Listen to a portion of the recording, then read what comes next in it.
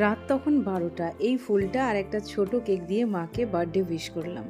পরের দিন সকালে নিয়ে গেলাম একটা রেস্টুরেন্টে, মানে আমাদেরই নিজেদের রান্নাঘরে, আর সেখানে বেশিরভাগ রান্নাটাই করেছিলাম আমি, অবশ্যই মায়ের হেল্প নিয়ে। কুমড়ো, বেগুন, আলু, শিম, উচ্ছে এই 5টা ভাজা করেছিলাম, আর শসা, পেঁয়াজ, গাজর দিয়ে একটু স্যালাড বানিয়েছিলাম। পেঁয়াজ, তেজপাতা আর জিরে ফোড়ন দিয়ে করেছিলাম মুসুরির ডাল। টমেটো, আদা, জিরে আর কাঁচা লঙ্কা বাটা দিয়ে করেছিলাম রুই মাছ, তাতে ফুলকপি আর আলুও দিয়েছিলাম। এটা খুবই হালকা ছিল ঝোলটা। গুড়ের বাতাসা দিয়ে করেছিলাম পায়েস, একটু ঘন হয়েছিল, এর মধ্যে কোনো কাজু কিশমিশ দেওয়া হয়নি। পোস্ত, সর্ষে, আদা, কাজু বাদাম, পেঁয়াজ, রসুন, টমেটো এই সব দিয়ে করেছিলাম চিংড়ি মাছ। এটা কিন্তু আমি ইউটিউব দেখে করেছি, এটা খুবই রিচ হয়েছিল। মিষ্টি আমরা একদমই পছন্দ করি না, তাই চাটনি করা হয়।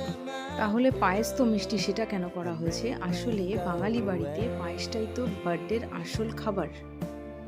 বাঙালি জন্মদিনে কেক না কাটলেও চলে, ওটা অপশন, কিন্তু পায়েসটা বানাতেই হয়, খেতেও হয়।